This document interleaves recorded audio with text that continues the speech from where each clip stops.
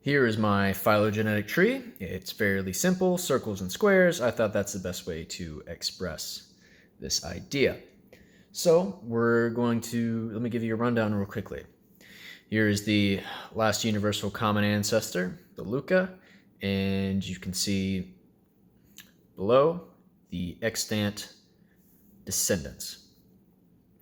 So you'll notice that we have this very large clade right here with lots of cladogenesis occurring, and you'll notice this outgroup over here, this single OTU that has just, anagenesis occurring all the way down to be where it is today.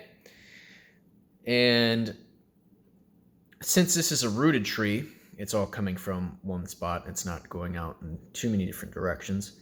You can see the evolution. You'll notice that pink is down here where blue is occupying the rest of this clade with one exception. And you'll notice circles or squares emerged at this internal node. You'll notice that stripes or no stripes emerged at this internal node. And you'll notice that pink or blue, or to remain to be blue, emerged at this internal node.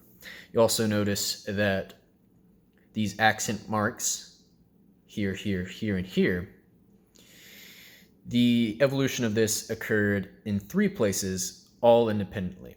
Right here, and right here. And I just thought that'd be something interesting to throw in to show that not everything that has one trait necessarily has to be related. And you can see that even one of the accent marks that evolved was green instead of these yellow accent marks that also evolved independently.